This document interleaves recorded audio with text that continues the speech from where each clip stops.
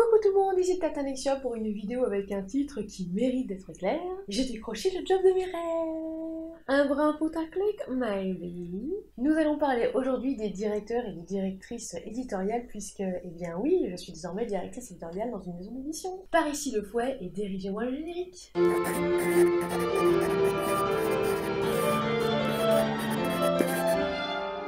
Pour ne louper aucune vidéo, abonnez-vous et activez la cloche. C'est quoi un directeur, une directrice éditoriale?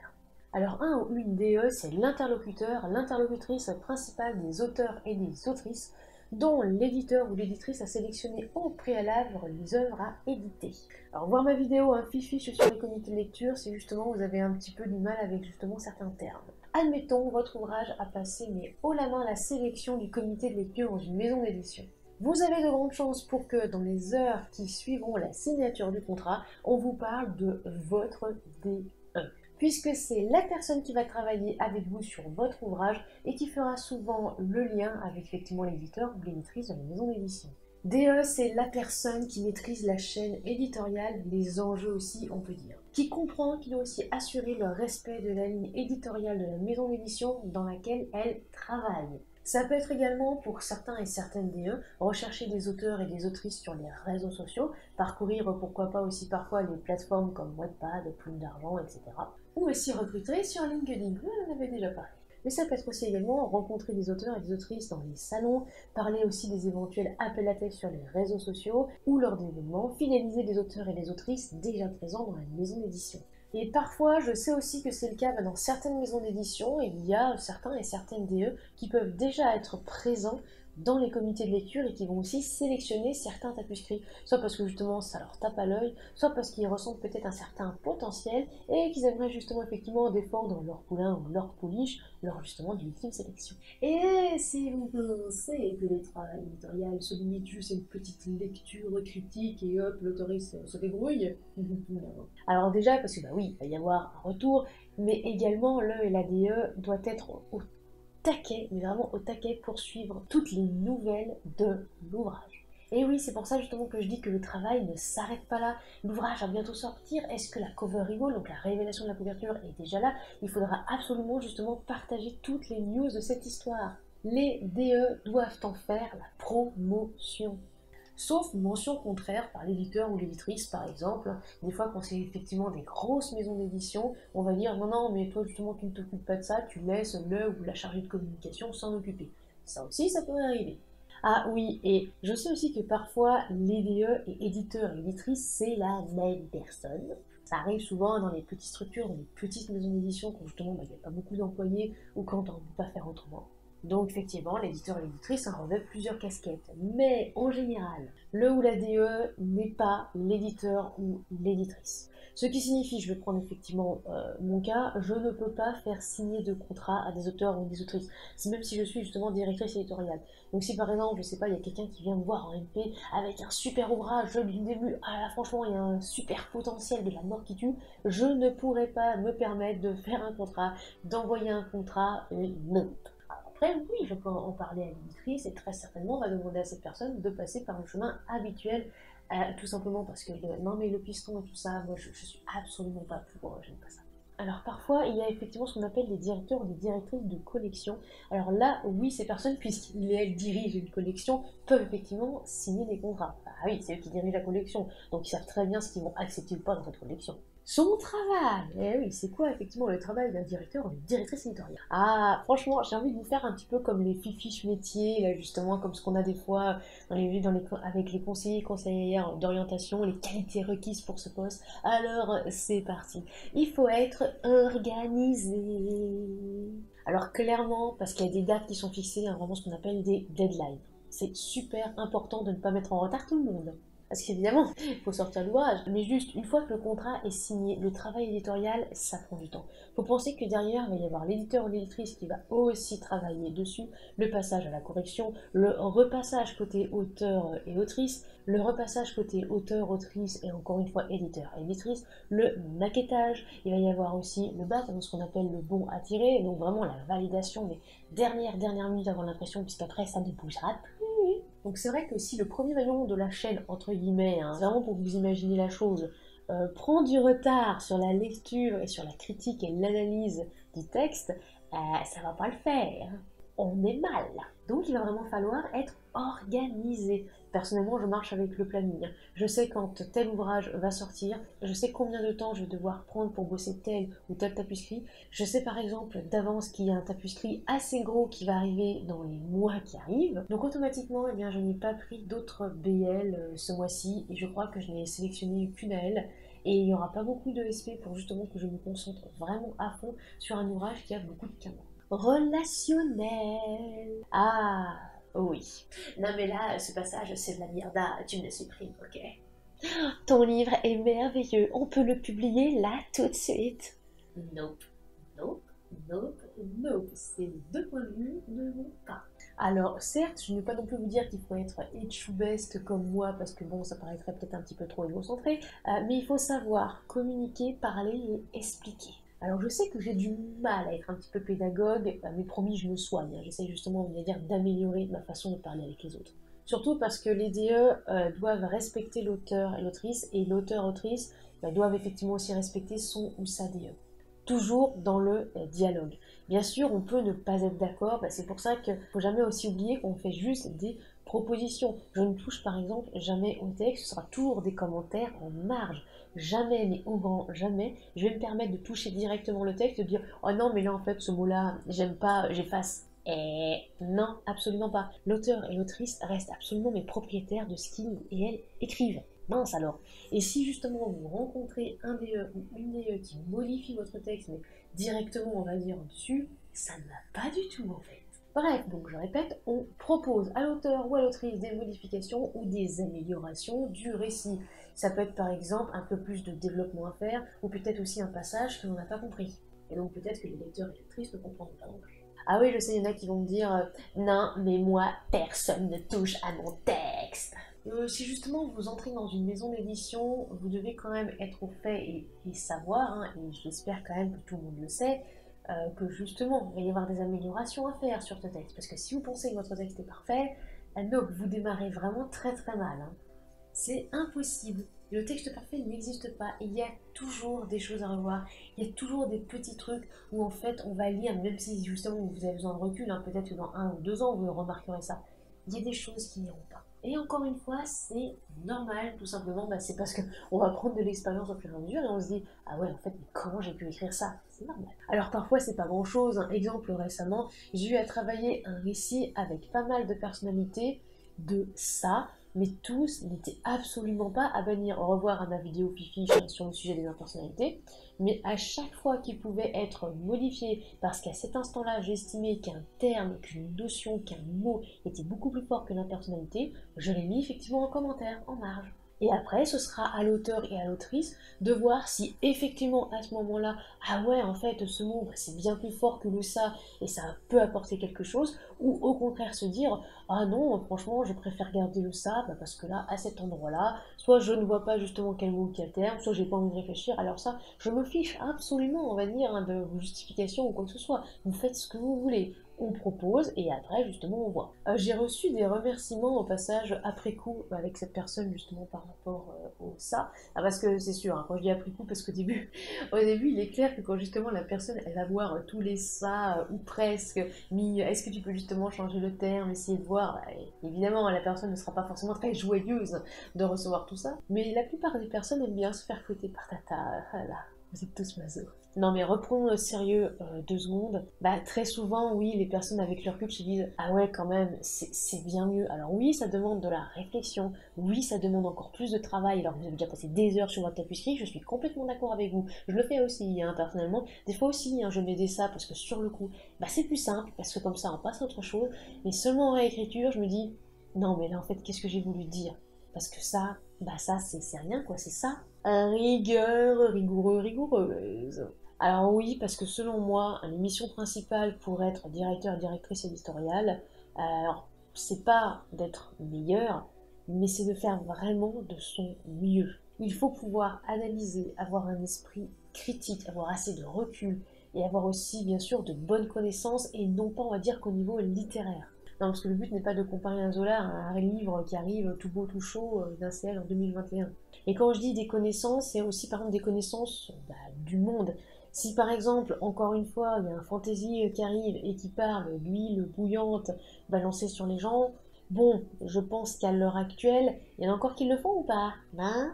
Au bûcher. Et puis et aussi, et pareil par rapport au chloroforme, maintenant que tout le monde sait que le chloroforme, ça ne fait pas ci, ça ne fait pas ça, bon, là effectivement, en tant que DE, c'est mon devoir de dire à l'auteur ou à l'autrice, ça ne peut pas marcher en fait, donc désolé, mais on va devoir peut-être passer par autre chose, peu importe que ce soit inventé ou quoi, ou voilà, que ce soit un truc un petit peu what the fuck, mais pas justement le chloroforme parce que tout le monde sait. Aussi, c'est notre devoir aussi de parler typographie. Pourquoi?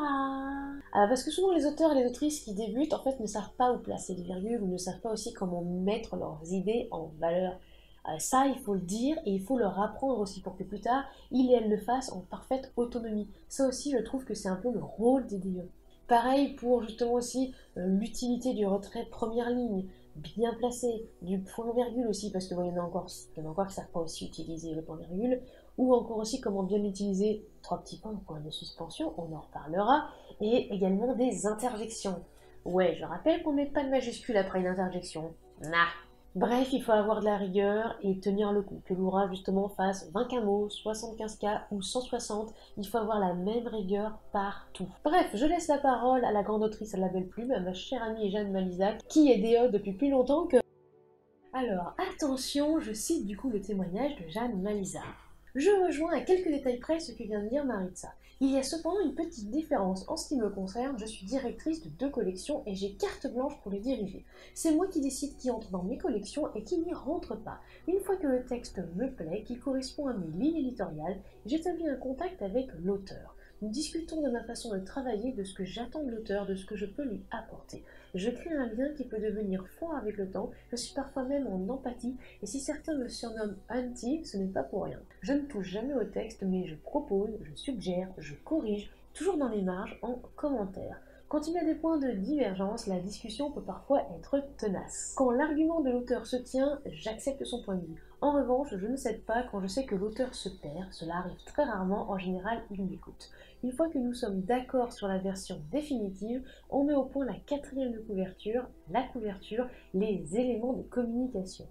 J'accompagne l'auteur jusqu'à la sortie de son ouvrage, puis pour sa promotion, puis pour les salons, puis... Bref, je le suis toujours. J'avoue qu'avec un auteur qui connaît bien les réseaux sociaux, ça me facilite beaucoup la vie. Si un auteur estime que ce n'est pas son job, qu'il a autre chose à faire que de passer du temps à parler de son œuvre et à partager avec les lecteurs, je fais ce qu'il faut à la sortie de son livre, mais je suis moins encline ensuite à l'aider s'il ne fait rien, parce que moi aussi, j'ai autre chose à faire. Petite parenthèse, je suis complètement d'accord avec elle. Et oui, n'oubliez pas, les auteurs et les autrices, que c'est aussi à vous de parler justement de votre ouvrage. Alors évidemment, la maison d'édition doit faire aussi son job, mais c'est aussi à vous de le faire. J'essaie d'être disponible au maximum. Je connais les angoisses des auteurs étant moi-même une autrice, et donc je m'efforce de les tranquilliser, les rassurer du mieux que je peux. Mais je ne suis pas non plus Mère Teresa, une main de fer aux gants de velours.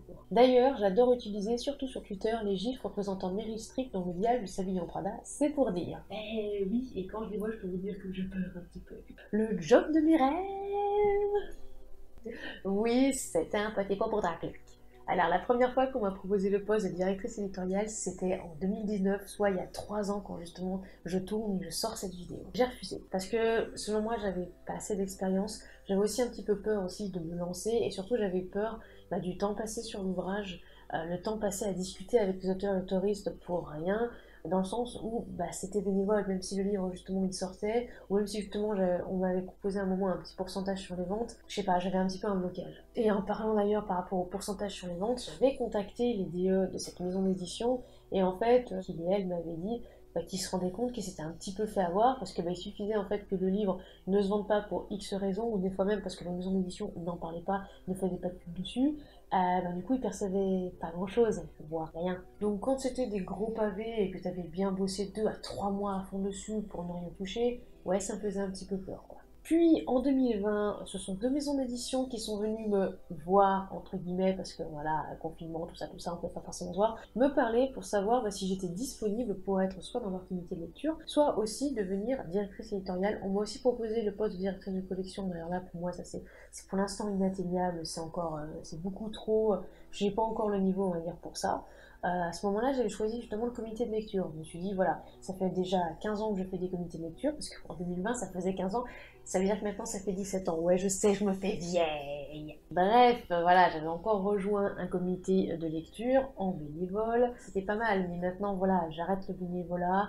Donc, clairement, je ne suis plus d'ailleurs dans les comités de lecture. Bon, l'air de rien, j'ai quand même passé 17 ans à passer dans les comités de lecture, à voir mais absolument tout, vous inquiétez pas. Il y aura une petite vidéo perle DCL parce que, alors évidemment, je pense pas avoir tout vu et tout lu parce que on arrive, il y a toujours, on va dire, des auteurs et des autrices qui arrivent à nous surprendre, mais clairement, là, j'arrête pour un certain moment parce que voilà, j'en pouvais plus. En 2021, il y a également d'autres maisons d'édition, dont une assez grande, on va dire, structure, qui m'avait proposé, contre 100 € par mois, de diriger quelques livres d'auteurs et d'autrices. Alors au début, je me suis dit, ah putain, c'est peut-être pas mal quand même, 100 € par mois, hein, sur les 12 mois, etc.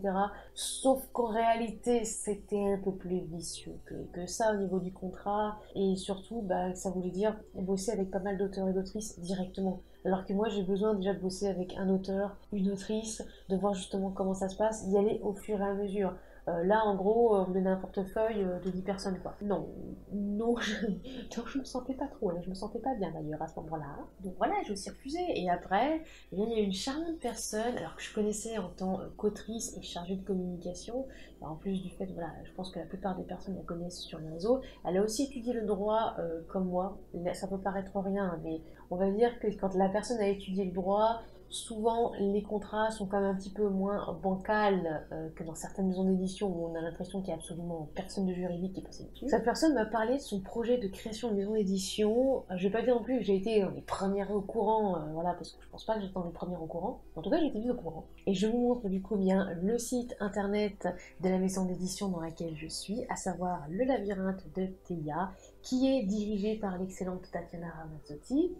Je vous mets, ne vous inquiétez pas, tous les liens dans les sources, et je vous montre aussi, mais avec plaisir et presque honneur en fait, la petite présentation, voilà, avec ma petite tête pour justement ceux et celles qui aimeraient lire ma présentation, qui aimeraient justement voir comment ça fonctionne. Je vous mets effectivement un petit peu aussi à d'autres images qui sont liées à la maison d'édition. Évidemment, je le rappelle, ces images ne m'appartiennent pas, hein. Tous les visuels, le logo, etc., tout ça, ça appartient à la maison d'édition et à celle justement qui les a créés. Je n'ai absolument plus son nom, ouais je sais, on va me frapper, on va me fouetter, c'est horrible. Eh bien en tout cas, c'est vrai que c'est une nouvelle aventure qui commence pour moi, j'en suis très contente, je suis aussi très fière, parce que au bout de toutes ces années, quand même, je me dis, bon ben voilà, autant essayer effectivement d'être directrice éditoriale, de voir voilà comment ça se passe.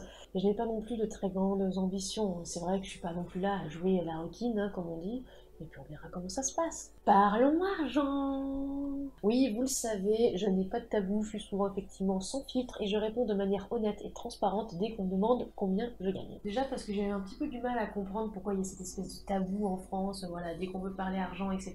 Oh là là, on a l'impression qu'on est en train de soulever un volcan là et tout casser. Et ensuite parce que ça peut intéresser certaines personnes. Si justement vous aussi on vous a proposé un poste de DE et que vous avez envie de savoir comment ça se passe, cette vidéo peut vous aider. Déjà, je garde mon indépendance avec la maison d'édition, ce qui signifie que je ne suis pas salariée. J'émets un devis concernant le travail éditorial effectué sur un texte. Alors très souvent on m'envoie le début, je ne demande pas l'intégralité du texte, alors, on peut m'envoyer aussi l'intégralité du texte, mais souvent voilà, je vais regarder on va dire le début, ce qu'il en est, le travail aussi qu'il va falloir effectuer. Et c'est à l'éditrice d'accepter ou non le devis. Et bien sûr, ce devis précède un contrat entre nos structures, à savoir son entreprise, la maison d'édition, et moi-même. Pour le moment, j'ai travaillé sur deux histoires, à savoir Malgré la mort de Lire, une histoire dans laquelle les sentiments, vers les peurs aussi.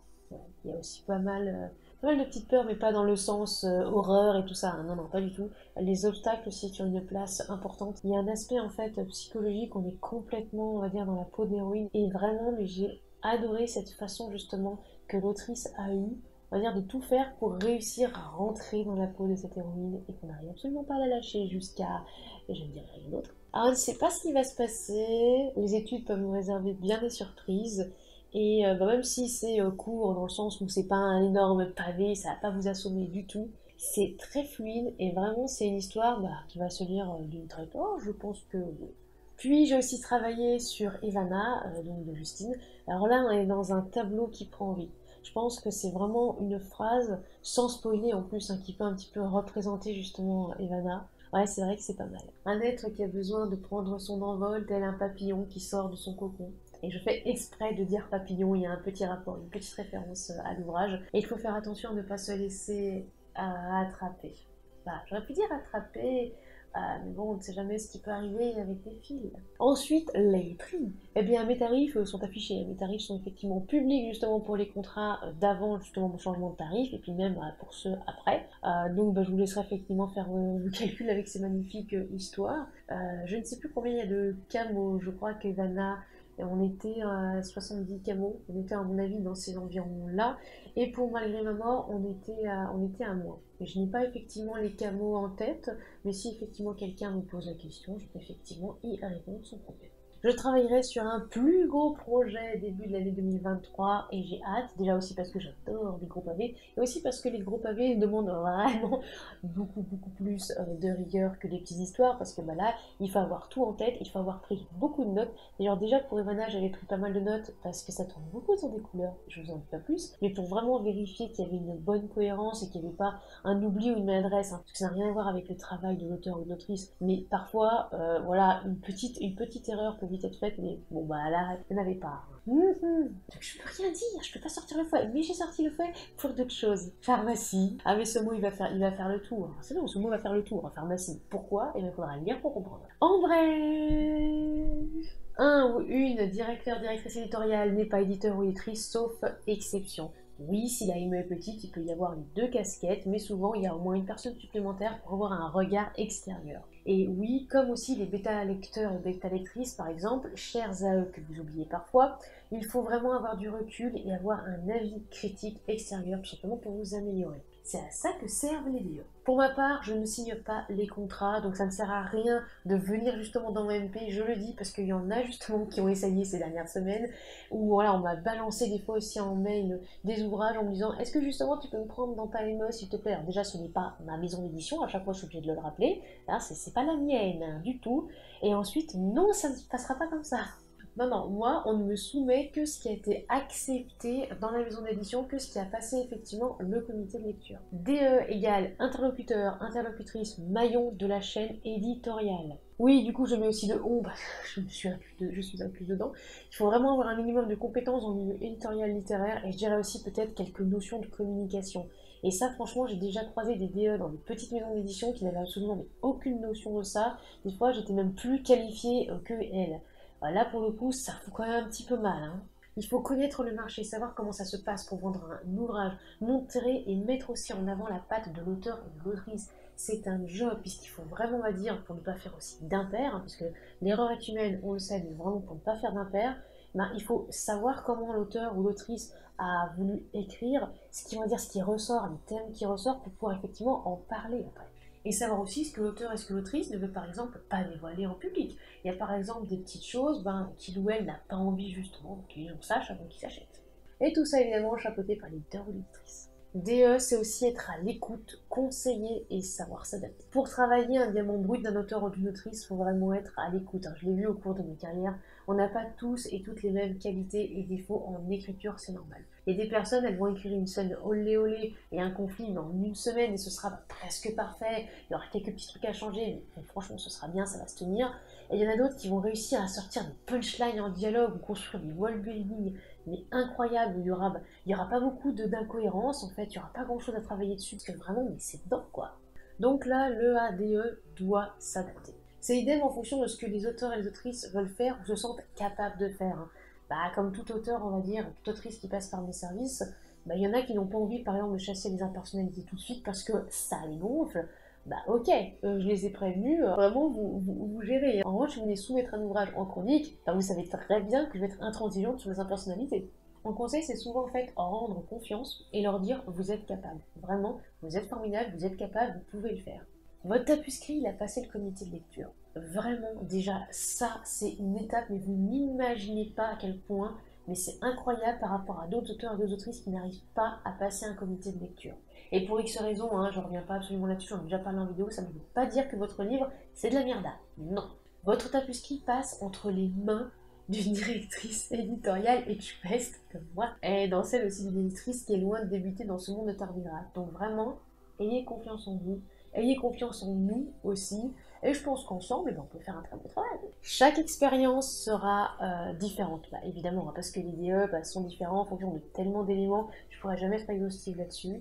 Parfois ça peut se passer mal, hein. Alors j'en ai fait les frais en tant qu'autrice en fait, avec des DE insupportables, des DE qui ne m'écoutaient pas, qui supprimaient direct des passages que j'avais écrits, mais des fois sans explication. Alors ça aurait pu être légitime, hein, mais au moins avec un argument quand même. Avec des DE qui ne comprennent pas certains sujets, qui s'expliquaient à la page après, il suffirait juste d'attendre, hein, plutôt que de me dire c'est incohérent, bah non, c'est cohérent en fait, il suffit juste de lire. J'ai toujours en tête aussi cette DE qui voulait changer absolument le nom de personnage parce que ça rappelait des gens connus d'une série télé. En fait, désolé, mais j'avais pris des personnages historiques, donc je n'ai pas changé l'histoire pour te faire plaisir. Ça justement, elle n'avait pas apprécié, hein, entre autres choses. Ça me restait un petit peu au travers de la gorge. En tout cas, je ferai tout mon possible pour éviter ces désagréments, parce que c'est vrai que l'auteur et l'autrice se sentent en confiance, s'améliore, évolue aussi et soit fier de lui et d'elle, parce que l'air de rien, écrire un bouquin, c'est un travail, le publier, c'est aussi un travail.